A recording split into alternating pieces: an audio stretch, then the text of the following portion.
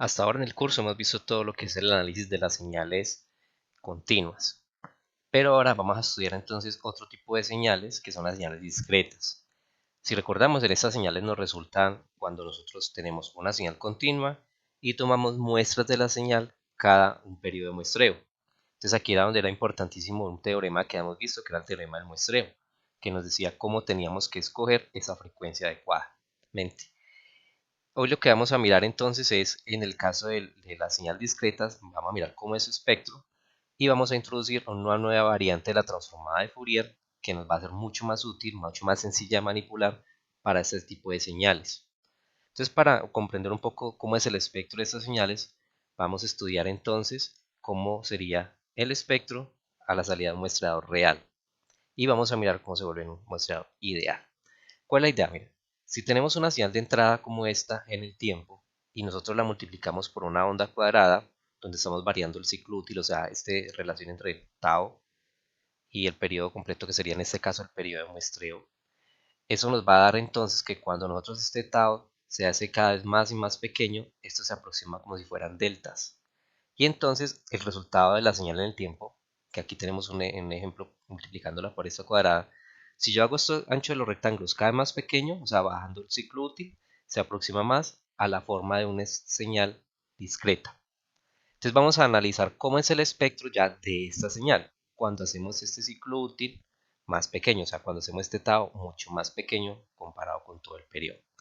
Entonces vamos a mirar esta simulación de esta forma. Aquí tenemos esta misma gráfica, donde aquí tenemos la señal en el tiempo, la señal resultado de la salida del muestreador, donde tenemos ahora ya en este caso un ciclo útil del 50%, y entonces vamos a mirar que el espectro de esta señal de entrada va a tener esta forma. O sea, este espectro está limitado de menos frecuencia máxima a una frecuencia máxima.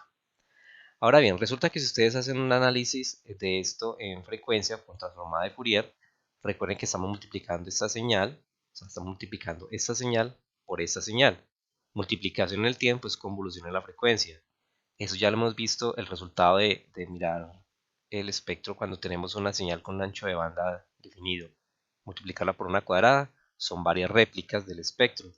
Y esas réplicas nos aparecen cada la frecuencia de la señal cuadrada. En este caso sería la frecuencia de muestreo. Entonces aquí vemos las diferentes réplicas en 0, fs, 2fs, 3fs y así sucesivamente. Y como la envolvente de la cuadrada es una zinc, pues estos picos, estas réplicas del espectro original tienen cada vez menos y menos amplitud. Ahora vamos a coger y vamos a variar, vamos a bajar el ciclo útil. Cuando cambiamos el ciclo útil, pues vemos que el efecto en el tiempo es que se hace más pequeño este paso. Pero en la medida que bajamos más y más y más, pueden apreciar ustedes acá, bueno, voy a devolverme un poco. Cada vez que nosotros estamos bajando el ciclo útil, noten ustedes que estos picos de acá se hacen cada vez más cercanos a esta línea que tengo punteada. Esta línea aquí es un valor que está cambiando, pero vemos que cada vez que bajamos más el ciclo útil, o sea, el ciclo útil en la medida que se aproxima casi a cero, en este caso tenemos acá 1%, vemos que todas las réplicas de los espectros van a tener la misma amplitud. Entonces se espera que cuando el ciclo útil tienda a cero, todos van a tener la misma amplitud. De hecho, se puede mostrar matemáticamente. Ahora bien, aquí tenemos entonces nosotros, esta es la señal muestreada, vemos que se aproxima ya a una señal discreta como tal, y vemos que estas réplicas aparecen cada fs. Ahora, ¿qué pasa si tenemos este ciclo útil muy pequeño y cambiamos la frecuencia de muestreo? Aquí en este momento tenemos la frecuencia, o sea, este fs es 3 veces la frecuencia máxima, es lo que tenemos acá. Vamos a aumentarla. Si la aumentamos, vemos efectivamente que el efecto es se están separando las distancias entre estas réplicas y en la medida que aumentamos bastante, pues se van a separar cada vez más. Eso no es el problema crítico. El problema crítico es cuando comenzamos a bajar esta frecuencia de muestreo con respecto a la frecuencia máxima. Aquí tenemos entonces, voy a ir bajando este valor y pueden ustedes ir apreciando que en la gráfica de abajo, cada vez que bajemos esa relación de frecuencias, vemos que se están aproximando las réplicas. Y efectivamente podemos verificar acá gráficamente que cuando la frecuencia de muestreo es 2 veces la frecuencia máxima, a continuación de una réplica comienza la siguiente. porque estamos asumiendo que este ancho de aquí a acá son 2 veces la frecuencia máxima. Entonces, ¿qué pasa cuando nosotros bajamos esta relación? Pueden notar ustedes que si la hacemos mucho más pequeña, esta réplica se traslapa con esta y así sucesivamente. Y este traslape de réplicas es lo que se conoce con el nombre de aliasing. Entonces, ¿qué significa el aliasing? Que el aliasing nosotros lo veíamos anteriormente como que la señal se veía de menor frecuencia en el tiempo. Y en el caso de la frecuencia es que se nos traslapan estas réplicas y como a la final esto es una suma de todo esto, se nos distorsiona el espectro alrededor de este traslape. Entonces, para nosotros evitar el traslape y poder nosotros recuperar o no distorsionar la forma original del espectro, tenemos que garantizar que la frecuencia de muestreo sea mayor o igual a 2 veces la frecuencia máxima, que es justamente lo que llamamos nosotros el teorema del muestreo, porque en la medida que no se cumple el teorema del muestreo se superponen tantas réplicas que al final nosotros no podemos luego reconstruir el espectro de la señal original. Entonces, en conclusión, vemos que el espectro de la señal son varias réplicas cada fs. De hecho, matemáticamente se llega a esta expresión del espectro de una señal, donde efectivamente es una sumatoria de diferentes réplicas. Y como ustedes veían, la amplitud de todas ellas era cada vez más pequeña. De hecho, se puede mostrar que es 1 sobre el periodo de muestreo. Ahora bien, resulta que, como ustedes ven, el espectro va a ser un espectro que va a ser periódico y de longitud infinita. O sea, esto es una sumatoria menos infinito infinito, o sea, no tiene un inicio ni un fin el espectro. Pero si ustedes ven este mismo patrón que está en este rango de menos fs medios a fs medios, se repite periódicamente. Entonces resulta que en tiempo discreto no vamos a trabajar con frecuencias en Hz, porque sería muy engorroso, tendríamos que asumir siempre que el espectro es de longitud infinita. Entonces se hace un truco y consiste en normalizar el eje de frecuencia. ¿Qué es esa normalización? Es dividir la frecuencia en radianes, recuerden que en radianes sería 2pi por f, lo dividimos entre la frecuencia de muestreo, de tal forma que este punto que tenemos acá, fs medios, se va a transformar en pi. Fs se transforma en 2pi y así sucesivamente. Entonces resulta que si ustedes ven, esta normalización hace que este pedazo que está entre menos pi y pi sea un pedazo periódico. Y como los ángulos en radianes van de menos pi a pi, eso significa que este ángulo menos pi corresponde justamente con este otro ángulo que tenemos en este punto pi y así sucesivamente. Entonces, de esa forma, al hacer la normalización, las frecuencias en tiempo discreto se transforman en ángulos y eso nos va a hacer muy fácil luego ver el aliasing.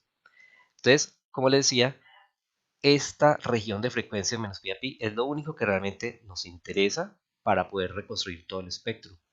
Y eso es lo que vamos a manipular ahora con una nueva transformada que vamos a llamar transformada de Fourier de tiempo discreto o DTFT por sus siglas en inglés. ¿En qué consiste entonces la DTFT? Como sabemos el espectro, vamos a normalizarlo, vamos a manipular las frecuencias en radianes, o sea, como si fueran ángulos. Entonces, al hacer esa aproximación, uno puede hacer una demostración matemática y se llega a estas expresiones donde estamos transformando la transformada de Fourier, se vuelve de esta forma. Para mirarlo un poco en detalle, por qué corresponde a esto, recuerden que cuando teníamos en tiempo continuo la transformada de Fourier en términos de frecuencia en radianes, esto era una integral de menos infinito a infinito de x de t por e a la menos, teníamos j, 2pi por f, pues eso es omega t de t. Esa es la transformada de Fourier, vista en radianes por segundo. Si ustedes miran, esta expresión de acá es equivalente, porque ya no estamos trabajando con este omega minúscula, sino con esta frecuencia normalizada. Vemos que este término es equivalente a este término que tenemos acá, salvo que ya la t, recuerden que en tiempo discreto ya no manipulamos el tiempo como t, sino como n, que es número de muestra, y este x de t pues sería justamente x de n.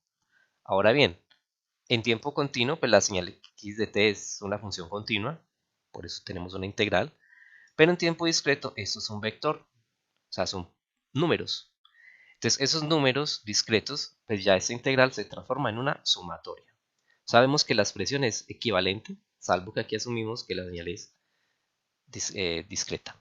Y el caso de la transformada inversa es el mismo cuento. La transformada inversa, si ustedes la recuerdan, era una integral de menos infinito a infinito, donde cogíamos el espectro. En esta notación con frecuencia en radianes, tenemos aquí x de omega, o sea, el espectro.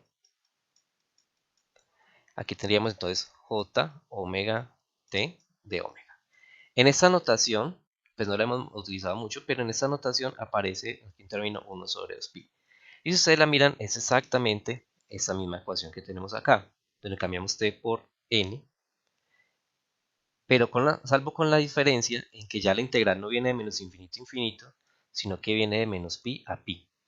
Eso con base en lo que les explicaba anteriormente. Ese pedazo entre menos pi y pi es el pedazo que se repite a lo largo de todo el espectro. Entonces, aquí hay una cosa importantísima y es, como les decía, todo el espectro de la ETFT de esta nueva transformada lo vamos a mirar de menos pi a pi. Entonces vamos a tratar de entender un poco en qué consiste esta frecuencia normalizada ómica.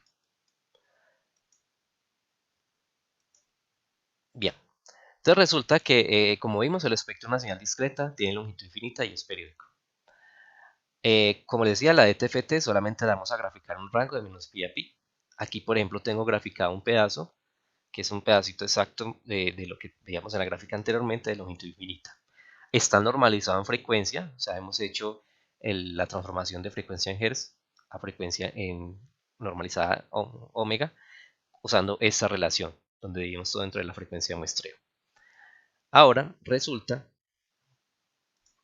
que nosotros tenemos que esta frecuencia pi corresponde a fs medios. Es muy fácil de verificar. Si ustedes ponen este fs medios acá en esta ecuación, nos quedaría justamente pi. Entonces la ventaja de esta notación normalizada es que siempre que ustedes vean una frecuencia pi, eso corresponde a la mitad de la frecuencia de muestreo. Y si ustedes recuerdan, la mitad de la frecuencia de muestreo era la frecuencia máxima que podemos ver en un sistema discreto. O sea que esta gráfica de la ETFT corresponde justamente al espectro que podemos ver en una señal discreta. Cuando fijamos una frecuencia de muestreo, estamos limitados a la región de menos fs medios a fs medios. Ahora, hay algo también importante que se resalta de aquí, y es el hecho de que ese término omega es una frecuencia normalizada que corresponde a un ángulo en radianes, y ese ángulo, recuerden que está entre menos pi y pi, así que podemos dibujarlo en un círculo. Ese círculo va de 0 a 2pi, es una vuelta completa. Entonces, media vuelta, que sería pi, eso es exactamente fs medios. Y menos pi es el otro extremo. O sea que, si yo me voy por esa parte de frecuencias negativas, menos pi y pi son el mismo punto. Es por eso que les decía que la ventaja de tener esta notación así es que si tenemos una frecuencia omega que se nos sale del rango, o sea, superior a 2pi, positivo o negativo, hace que ese ángulo que se salga daría varias vueltas alrededor del círculo y nos queda otra vez en el mismo rango. Y eso es una forma de nosotros ver el aliasing. Entonces el aliasing podemos verlo como si fuera una frecuencia que se nos sale de ese rango y nos vuelve y nos cae en el mismo rango de los ángulos. Recuerden entonces que 2pi es fs, o sea que una vuelta completa son la frecuencia de muestreo. Esa circularidad del espectro hace que nosotros tengamos cosas como estas. Aquí tenemos el dibujo que les decía del círculo, una vuelta completa son 2pi, tenemos este espectro. Entonces aquí algo importantísimo y es que en la DTFT hay que considerar un efecto y es la circularidad del espectro. ¿Qué es lo de la circularidad del espectro? O sea que este espectro podemos dibujarlo como si fuera sobre un cilindro o como si fuera una llanta de un carro, donde este cilindro, cuando nosotros vamos girándolo, les voy a mostrar, es como esto. Supongamos que tenemos ese espectro abajo. Ahora, les decía que el espectro está grabado como si fuera sobre una llanta, sobre un cilindro. Ahora, si eso lo ponemos nosotros a rodar, nos va a generar entonces una marca y esa marca va a ser el espectro de la señal, que es de longitud infinita. No se nos olvide que a pesar que nosotros analicemos esto de menos pi a pi, el espectro es de longitud infinita. y eso hace que el espectro sea circular. Esa circularidad implica que en las propiedades de la transformada de Fourier necesitamos considerarla para interpretar todo lo que son los espectros de las señales, como vamos a ver cuando miremos las propiedades.